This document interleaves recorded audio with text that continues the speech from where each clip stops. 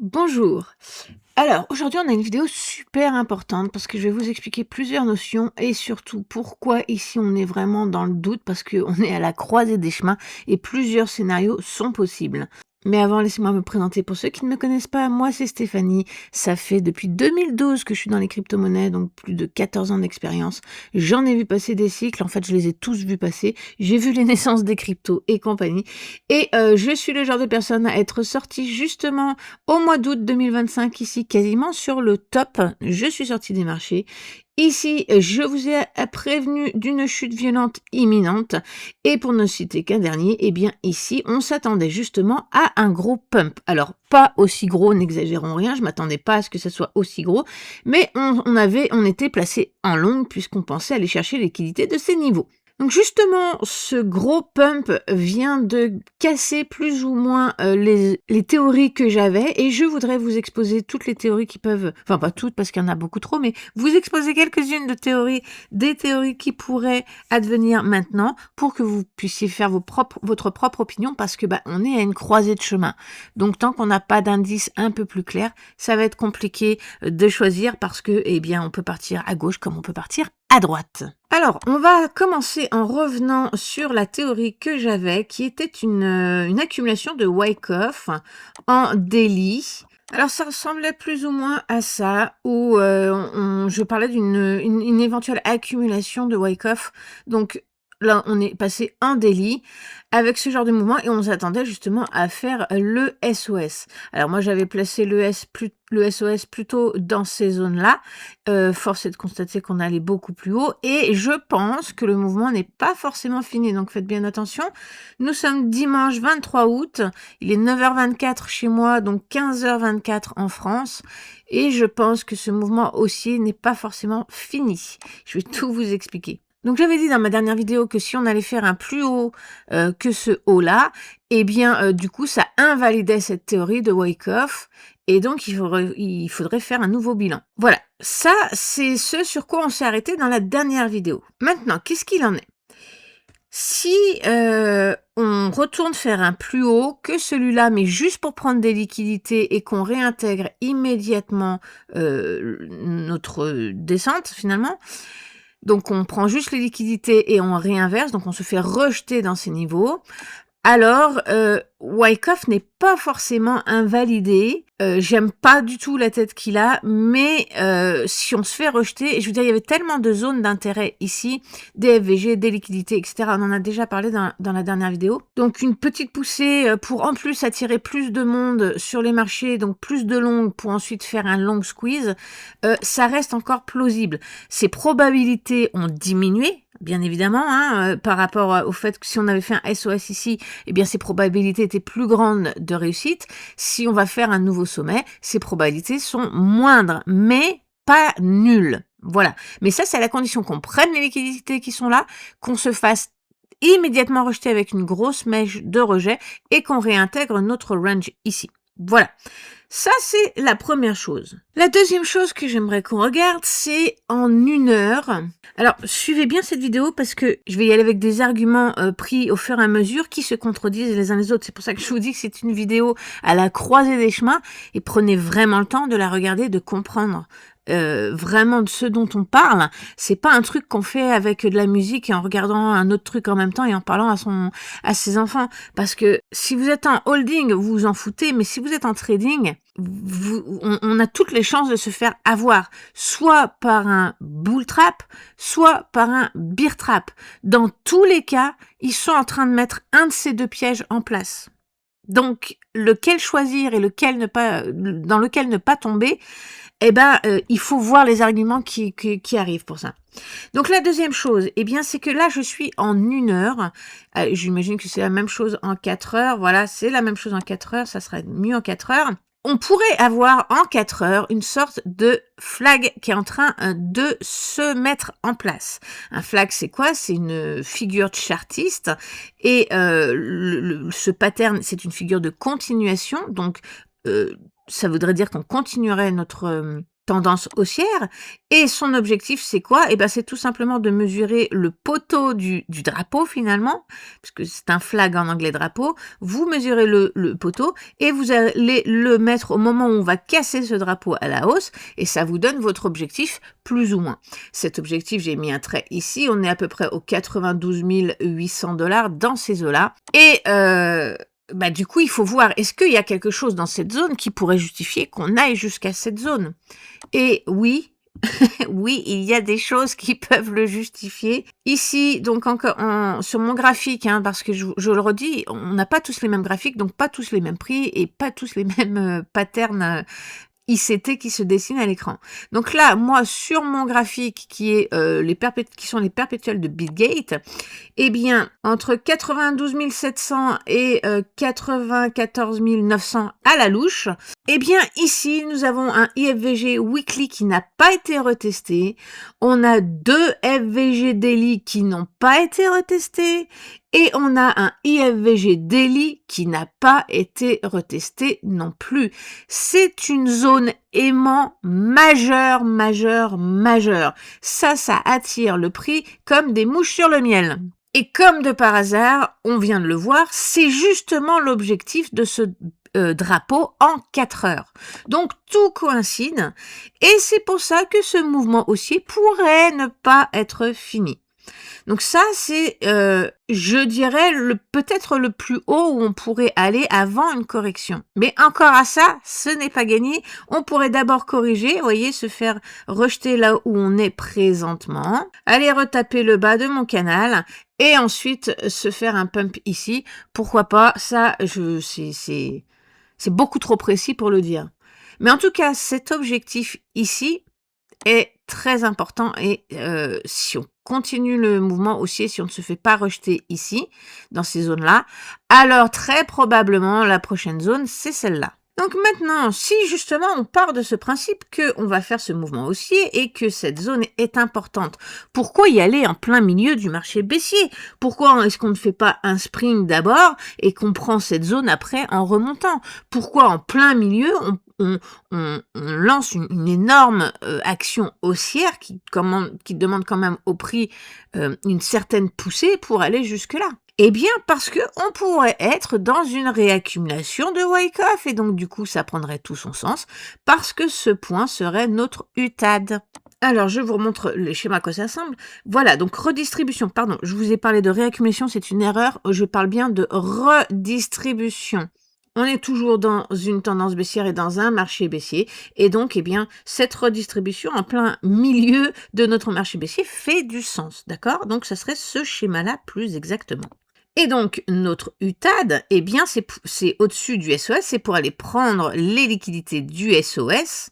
Vous pouvez regarder ma dernière vidéo qui vous explique justement ces notions de liquidité, pourquoi c'est important de faire des sommets plus hauts ou plus bas suivant ce schéma, parce qu'on ne respecte pas un schéma à la lettre, mais il nous explique le fait de faire un plus haut, c'est pas le plaisir de faire un plus haut, il y a une logique derrière. Donc, je vous invite à regarder ma dernière vidéo qui vous explique ça. Et donc, si notre SOS est ici, aller faire un UTAD plus haut, puisqu'il faut le dépasser, prend donc tout son sens.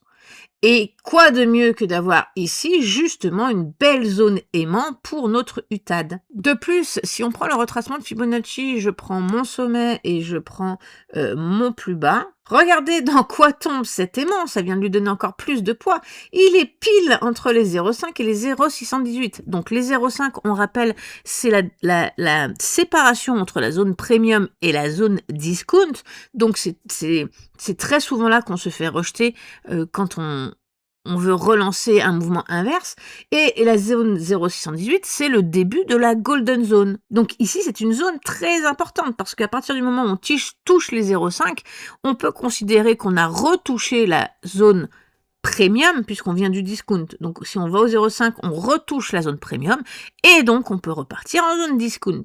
Donc cet aimant se positionne dans un endroit, dans un niveau de Fibonacci stratégique et important. Alors, imaginons que cette théorie soit juste. Eh bien, si c'est un schéma de redistribution, c'est donc un bull trap. C'est-à-dire qu'on fait un plus haut qu'ici, donc tout le monde rentre.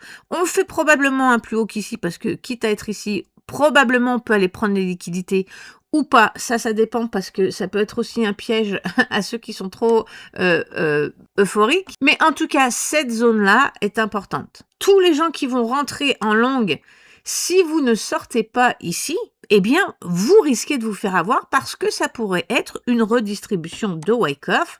Et qu'est-ce qu'on fait après l'UTAD? Eh bien, on redistribue, c'est ce que ça veut dire, redistribuer. On fait le plein ici de carburant. Une fois que le plein est fait, eh bien, on repart tout simplement dans le sens où on était, on reprend la route. Donc attention, on va voir, hein, je ne sais pas ce qui peut arriver, mais si jamais ce mouvement haussier continue, d'accord, qu'on rebondit dans ces eaux-là, que le flag en 4 heures se valide et qu'on repart à la hausse, eh bien, vous avez votre cible et vous savez où c'est dangereux de rester si aucun autre signe haussier ne se manifeste. Voilà. Ça, c'était la deuxième théorie. Mais il y a pas que ça, je vous dis, on a une très grosse vidéo. Ok, passons en weekly. Alors, je vous l'ai mis en weekly, mais c'est valide en daily aussi, c'est juste qu'on voit mieux en weekly. Qu'est-ce qu'on pourrait être en train de faire en weekly? Eh bien, on pourrait être en train de faire, donc là, on dézoome encore, on dézoome encore plus, on s'éloigne encore plus, et là, eh bien, on pourrait être en train de faire une réaccumulation, cette fois-ci, de Wyckoff. Qu'est-ce que c'est? Eh bien, ça serait plutôt ce type-là. Et tout ce que je dis, c'est pas forcément l'un ou l'autre, parce que dans une phase de réaccumulation, là on parle de, vous voyez, on a commencé en 2024, donc de plus de 2 ans, vous vous doutez bien que dans cette phase, il y a des phases d'accumulation, il y a des phases de distribution, il y a des phases de redistribution, etc. D'accord? Plus on dézoome, et plus à l'intérieur, il y a des phases dans des phases dans des phases. Donc là, si on dézoome complètement sur ces 2 dernières années, eh bien on pourrait être en réaccumulation, ce qui fait encore du sens aussi, puisqu'on est tout le temps en train de monter. Hein. Donc je dirais à la limite de toutes les théories, c'est celle-là dont j'ai le moins de doutes. Voilà, parce que on sait que, le Bitcoin, à mon avis et à mon sens, est fait pour monter, et donc on va avoir des courbes comme ça qui vont toujours monter de plus en plus haut. Hein. On s'attend qu'une fois que le marché baissier sera fini, eh bien on s'attend à repartir et à faire de nouveaux sommets. Donc forcément, réaccumulation, c'est logique. On fait le plein et on repart. C'est une figure de continuation haussière. Donc le truc dans cette réaccumulation de Wyckoff, là-dessus, comme je vous dis, j'ai quasiment aucun doute, mais le doute qui peut persister, c'est notre spring. Est-ce que ça, c'était notre spring? Alors, je vous remontre la réaccumulation, vous voyez, c'est comme ça. Une fois qu'on a fait le spring, eh bien après, on inverse et on relance la machine. Alors ça se fait pas en 2 jours, hein. On a accumulé pendant 2 ans. Vous vous doutez bien qu'on va pas repartir sur une semaine. On va stagner, diminuer, repartir, corriger, revenir, et ça va s'étendre sur plusieurs mois. Donc on aura largement le temps d'accumuler. Ça sert à rien de se précipiter dessus. Mais du coup, eh bien notre spring, est-ce qu'il a déjà été fait? Ou pas? Qu'est-ce qui pourrait nous donner un indice là-dessus sur le spring? Est-ce que ça c'est le spring ou est-ce qu'on met le spring plus bas ici? Eh bien, c'est justement ce qu'on est en train de faire, cette fameuse phase de test. Donc, si ça c'est notre spring, ça voudrait dire que c'est notre test. Et regardez, qu'est-ce qui fait le test? Il remonte au-dessus des anciens sommets, quasiment au milieu de notre dernier mouvement, donc le retracement 0,5 de Fibonacci. Ensuite, il corrige. Et quand il corrige, eh bien, il ne va pas plus bas que le spring. Donc, je remets ici l'objectif qu'on a dit tout à l'heure en daily, avec la redistribution. Si on va effectivement chercher cet objectif et qu'on corrige, eh bien, attention, est-ce que ce sera une redistribution ou est-ce que ce sera le test de cette réaccumulation? C'est là où c'est très ambigu. Et ça, eh bien justement, ça sera, si on remonte juste ici et qu'on corrige, eh bien le bas de cette correction pourra nous donner un indice sur ce qu'on est en train de faire. Mais ça va devoir se faire en 2 phases, parce que si on est en redistribution, on va donc chuter, ensuite on va revenir retester les niveaux pour savoir si vraiment on n'a pas la force, il n'y a pas assez de force acheteuse, et dans ces cas-là, on va se faire rejeter. Donc, ce point-là, on va dire, cette correction, le point bas de cette correction, correspond à notre test ici. Et donc, du coup, eh bien, une fois qu'on aura fait notre test ici qui correspond à celui-là, dans la réaccumulation, eh bien, soit donc on repart et là on se fait rejeter et donc c'est plutôt une redistribution en daily, soit, eh bien, on redémarre et on ne se fait pas rejeter dans ces niveaux, et dans ces cas-là, eh bien, on est plutôt dans la réaccumulation en weekly. Donc, vous voyez, très, très piégeux. Moi, dans tous les cas, je vous le dis, il y a un bull trap ou un bear trap qui s'en vient. L'un ou l'autre, mais c'est une certitude. Ça, là-dessus, j'ai aucun doute. Ensuite, qu'est-ce qu'on pourrait regarder d'autre? La réaccumulation qu'on a eue en 2021, justement. Vous voyez, on a fait exactement le même genre de truc, hein, le même pattern, c'est ce qui est tout à fait normal. Et donc, vous voyez bien qu'après un spring, on repart pas à la hausse one shot. Ça prend du temps, d'accord? On fait pas un V-bottom. Donc, on a déjà eu ce genre de figure en 2021. Maintenant, ce que je voudrais voir avec vous, ce sont les volumes. Avant que les institutionnels ne rentrent, on avait tendance à faire l'inverse de ce que les volumes nous montraient. C'est-à-dire que là, on pouvait rentrer en période de pré-accumulation, mais vous voyez qu'on a une divergence avec le prix parce que le prix, lui, il descend et lui, le volume, il augmente. Donc, on arrivait en fin de marché baissier. Donc, pour ceux qui s'y connaissaient un petit peu, en général, c'était des baleines, on va dire. Eh bien, il faut toujours faire l'inverse de ce que les marchés font. Donc là, on était en fin de marché baissier. Les gens commençaient à capituler. Ils étaient dégoûtés. Et pourtant, les volumes repartaient à la hausse. Donc, si les volumes repartent à la hausse, c'est qu'il y a bien des gens qui investissent. D'accord? Donc ça, c'était un premier signal que justement notre marché baissier touchait probablement à sa fin, puisque le prix continuait de descendre, mais les volumes, eux, étaient en augmentation. Ensuite, eh bien, c'est le contraire. C'est-à-dire que là, à partir de ce moment-là, le prix a commencé à monter très violemment. Donc là, les gens sont arrivés sur les marchés, bull run, etc. Mais qu'est-ce qu'on voit? On voit pas des volumes qui augmentent, on voit des volumes qui diminuent. Parce que justement, les initiés savent, au début, on attend, donc ils n'ont pas commencé à vendre ici, bien évidemment, ils ont attendu, et puis à partir du moment où on a commencé à bien monter, eh bien, ils ont fait des prises de profit tout au long de la montée, ce qui explique en partie cette baisse de volume. Ensuite, qu'est-ce qui se passe? Là, le prix remonte. Alors, le prix monte et les volumes remontent, parfait, sauf que quand on est ici, regardez mamie, regardez en bas, là. Qu'est-ce qu'ils font les volumes ici? Ils continuent d'augmenter. Alors que là, le prix, lui, qu'est-ce qu'il fait? Il descend, il chute. Parce que justement, on fait toujours, les initiés font toujours l'inverse de ce que la foule fait, en fait. Et donc, du coup, ici, ils pouvaient très bien être positionnés en short, justement, et donc, plus de short, plus de volume. Peu importe les stratégies. Ce que je veux vous montrer, c'est que il y avait des divergences, d'accord? Sur le volume ne suivait pas le prix. Même chose ici pendant cette période de préaccumulation. Et alors là, c'est intéressant parce que là, vous voyez, c'est à partir de ce moment-là que les ETF sont arrivés sur le marché en mars 2024 et donc que les institutionnels sont arrivés avec leurs grosses bottes. Et là, qu'est-ce qu'on remarque? Eh bien là, on remarque que maintenant, le volume suit le prix. Donc là, on voit que le prix monte et là, les volumes montent. En revanche, ici, on a eu une très grosse correction avec un prix qui a baissé à l'intérieur de cette tendance haussière. On a eu une correction baissière et on voit que les volumes ont suivi eux aussi. On est resté dans des volumes haussiers de fond, mais on a eu temporairement des volumes qui ont diminué, vous voyez. Et ensuite, qu'est-ce qui se passe? Eh bien là, je vais prendre ici, on voit que ici, les prix chutent et les volumes aussi chutent. D'accord? On est bien dans une tendance baissière. Sauf que là, on voit qu'on a une divergence qui est arrivée, c'est-à-dire que ici, le prix est monté, alors que les volumes, eux, ont continué de baisser. Donc ça, c'était un premier signe de se dire, ok, là, on a une divergence, on a un prix qui monte, mais on a des volumes qui suivent pas. On est en fin de marché normalement par rapport au cycle, hein. On arrive sur la fin du marché d'un point de vue cyclique. J'ai des volumes qui diminuent. On est en train de faire une prise de liquidité. Peut-être que justement on va inverser. Donc ça c'est un signe potentiel d'inversion. Mais ce qui change, c'est que du coup maintenant on ne fait plus l'inverse. Les volumes ne sont plus en divergence à chaque fois.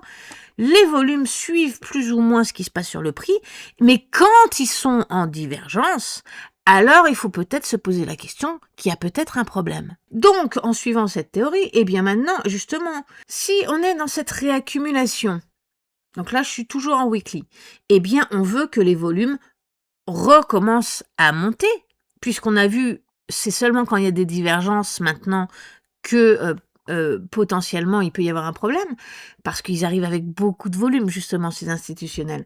Donc du coup, eh bien, surveillons qu'est-ce que fait le volume.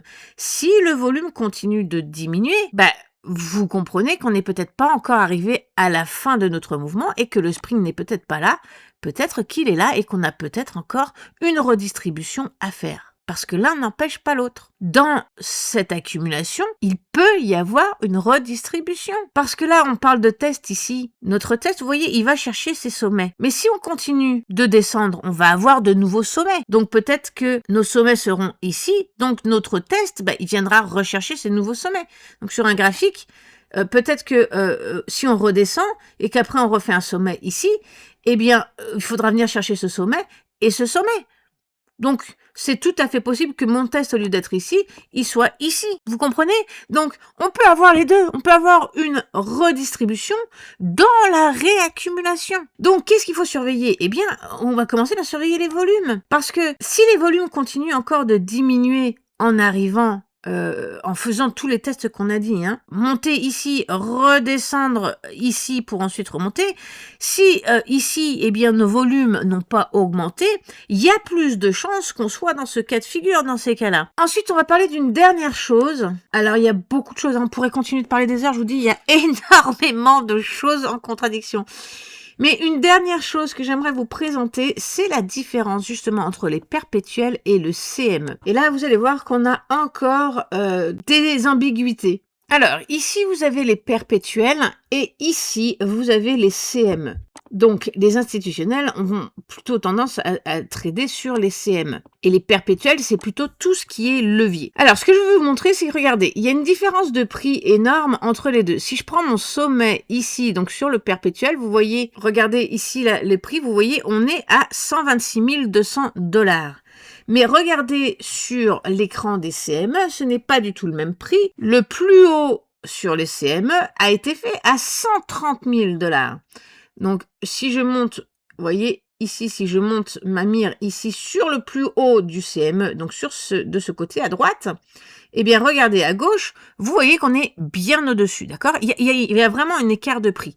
Mais des fois, cet écart de prix est énorme. Donc, sachant ça, la première chose qu'on peut voir, c'est que sur les perpétuels ici, si je prends le plus bas ici et ici, même si je prends les corps, regardez, si je prends mon corps ou que je prenne ma mèche, peu importe, on voit que on est à la hausse, c'est-à-dire qu'on n'est pas encore allé chercher les liquidités de cette mèche et on a clôturé plus haut.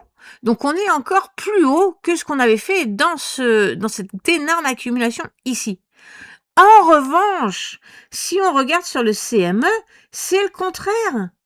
On est déjà allé chercher cette mèche, regardez. Si je prends le corps, c'est ça, mais si je prends la mèche, on est déjà allé la chercher, on a déjà récupéré les profits, les liquidités, de cette mèche. Et là, vous voyez qu'on a une divergence impressionnante. Ici, on monte, ici, on descend. Lequel est le bon? Lequel a raison? Est-ce que on est déjà allé chercher les liquidités ici, donc on n'a plus besoin de redescendre, on peut relancer la machine? Ou est-ce que les perpétuels, eux, n'ont pas encore été rincés? On devrait aller les rincer avant de partir. Telle est la question. Ça va dans les deux sens. On pourrait se dire, bah oui, mais les perpétuels, c'est quand même ce qui déséquilibre un peu le marché, donc on pourrait les purger tout ça. C'est personnellement ce que moi je pense. Mais on pourrait se dire aussi, bah oui, mais les CME, c'est ce que les institutionnels ont sous les yeux, et donc ils se fient à ça, ils ont déjà récupéré les liquidités, donc ils pourraient très bien, les gros, relancer la machine. Les deux se valent en fait. Donc, est-ce qu'on a un autre indice? Eh bien oui, on a un autre indice, regardez. Si je trace un trait ici, donc sur le bas de ma mèche, pour aller chercher cette mèche, et donc prendre les liquidités qui se trouvent sous cette mèche, regardez à quoi ça correspond sur les CME. Si je mets mon trait ici, à gauche, là, si je mets ma ligne de mire sur ce trait bleu, regardez où apparaît ma ligne de mire sur mon écran à droite. Ici, d'accord, en bas, ici, de ce rectangle jaune que je vous ai tracé. Et c'est quoi ce rectangle jaune? Eh bien, c'est tout simplement un FVG, je vous l'agrandis, ok? C'est un FVG d'ailleurs qui est mal placé, je le replace mieux, hop, voilà. C'est un FVG haussier qui n'a pas été retesté et donc du coup, D'ailleurs, on en a même un deuxième juste en dessous ici. Ce sont donc des zones intéressantes de liquidité. Si avec les perpétuels, on retourne chercher ces liquidités, donc on clôture un petit peu en dessous de cette mèche, regardez, eh bien, on est pile justement à l'intersection de ces deux FVG, c'est-à-dire qu'on pourrait aller combler entièrement le premier et rebondir pile poil sur le deuxième. Ça fait du sens. Il y a une zone, une cible aimantée, une zone d'intérêt autant chez les CME que chez les perpétuels. Et donc, on pourrait avoir une phase de redistribution. Alors, je vous change ça. Hop. On pourrait avoir donc une phase de redistribution qui nous emmènerait faire un plus bas ici, donc bien plus bas que notre spring. Et donc, du coup, on reviendrait chercher ces prix qui sont, comme on l'a vu, valables autant dans les CME que dans les perpétuels. En faisant ça, ça n'annule pas notre phase de réaccumulation sur ces 2 dernières années, donc en plus long terme, parce que ça serait tout simplement une phase baissière supplémentaire à l'intérieur de cette réaccumulation. Donc, toutes les pièces du puzzle peuvent aller se mettre les unes dans les autres, donc c'est tout à fait plausible. C'est le scénario que je privilégie, donc pour moi, c'est un bull trap qui nous attend ici, et on va redescendre plus bas. Ça, c'est ma théorie, ça n'engage que moi, mais comme je vous l'ai montré, on pourrait également ne pas faire ça, et notre spring pourrait se trouver ici, et dans ces cas-là, eh bien, on peut repartir directement dans les phases haussières de cette réaccumulation sans passer par la phase de redistribution en délit. Les deux sont possibles, je vous ai dit quoi surveiller, c'est ça qui va nous dire ce qu'il en est, donc je pense que là on n'aura pas de réponse avant plusieurs semaines, plusieurs jours en tout cas, mais voilà, selon moi, les deux théories qui peuvent arriver. Au montage, je me suis rendu compte que j'avais oublié de vous parler d'un petit truc, ce sont les délais, ok? Il y a des petits trucs qui me chagrinent un petit peu, c'est que si on part du principe que le spring a été fait ici, eh bien, vous voyez, ça a été fait au mois de juin, et donc, du coup, on est un petit peu trop tôt dans les délais cycliques qu'on connaît, d'accord? Ce qu'on a l'habitude de pratiquer. C'est-à-dire que nous, on s'attend à un bottom plutôt au mois d'octobre, donc juin, juillet, août, septembre, octobre, ça fait 3 mois et demi à peu près d'avance, donc on aurait fait un bottom, on va dire, entre 3 et 4 mois, plus tôt que ce qu'on l'espérait.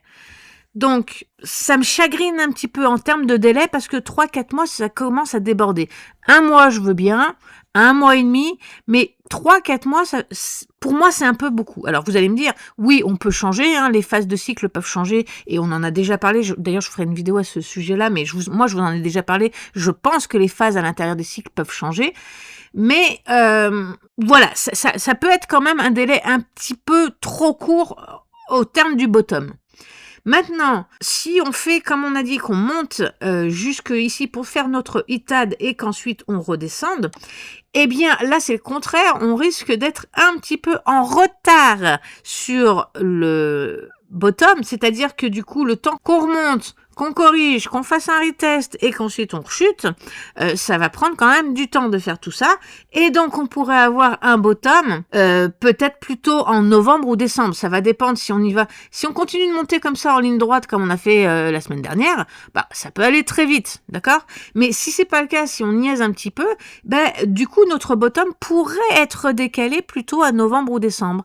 Et là ça me chagrine aussi parce que on n'est plus en octobre. Alors novembre, c'est encore concevable. Décembre, ça commence à faire beaucoup. Ça commence à voilà. Là aussi, ça me plaît pas trop ces délais-là. Idéalement, ce qui serait vraiment formidable, c'est que, on monte en ligne droite et puis qu'ensuite on descend en ligne droite et qu'on respecte le délai de octobre. Ça serait parfait. Voilà. Et un autre truc que j'ai oublié de vous partager, c'est ce que j'ai partagé dans mon groupe privé justement hier. Ce sont ces 2 blueprints que je trouve très intéressantes, que j'ai pris sur les réseaux. Vous voyez, en 2022, donc pendant notre marché de 2022, on a fait potentiellement peut-être la même chose. Alors, ce qui s'est passé dans le passé n'est pas obligé de se reproduire dans le futur, mais ça nous donne aussi peut-être une piste. Et vous voyez, on a fait un bottom en juin, ensuite on est remonté très vite au mois d'août, on a fait plus 43%, et on s'est fait rejeter, et donc on est redescendu. Et là, en 2026, pareil, on a fait pour le moment, on a fait un bottom en juin, jusqu'à présent, on a fait un 37%, mais on pourrait monter encore un peu plus haut. Et peut-être qu'on peut se faire réinverser aussi, comme on a fait en 2022. Je ne sais pas, mais c'est une piste à ne pas négliger et à garder en tête. Et alors, le deuxième blueprint que je leur ai partagé, c'est celui-là, où justement, on parle d'un rejet. Alors ici, il parle d'un rejet dans les niveaux où on est, mais comme on l'a vu, potentiellement, on pourrait se faire rejeter plus haut, dans les zones des 92 000. Voilà, je pense qu'on a fait le tour ce coup-ci. Soit, ceci est notre spring et donc on relance en haussier et donc c'est un bear trap qui va nous attendre dans ces eaux-là. Tout ça, ce sont des FVG qu'on a laissés en route sur le chemin, d'accord? Donc si on corrige, il y a de fortes chances qu'on aille les chercher et donc au moins jusqu'ici, je dirais que toute cette zone-là serait un bear trap et qu'on rebondirait et qu'on relancerait les marchés et qu'on continuerait notre réaccumulation de Wyckoff. À l'inverse, si on ne rebondit pas dans ces zones, alors toute cette zone sera un bull trap qui nous renverra plus bas pour faire un nouveau spring. Voilà, à vous de choisir la théorie que vous préférez. Dites-le moi dans les commentaires. D'ailleurs, on peut faire un sondage. Qui pense quoi? Moi, je vous l'ai dit, je privilégie plutôt la redistribution à l'intérieur de la réaccumulation, qui sera notre dernier mouvement baissier. Et attention, je le redis, si jamais on est dans une redistribution, attention ici à toute cette zone-là, parce que si on passe ça à la baisse, ça risque de déclencher un long squeeze et donc un mouvement violent vers la baisse. Voilà, vous avez toutes les cartes en main. Faites attention parce que l'un dans l'autre, je le redis, un piège s'en vient, soit un bear, soit un bull, mais dans tous les cas, il y a un piège qui est en train de se dessiner. Alors n'hésitez pas à vous abonner, ça soutient mon travail, ça me fait toujours plaisir. Et puis commentez, je réponds à tout le monde, ça me fait toujours plaisir d'échanger avec ma communauté, j'aime vraiment ça. Donc allez-y, commentez, et dites-moi ce que vous en pensez, lequel des deux privilégiez-vous, qui selon vous a le plus de chances de réussir. Sur ce, je vous souhaite une très belle journée à tous, on se reparle bientôt, bye.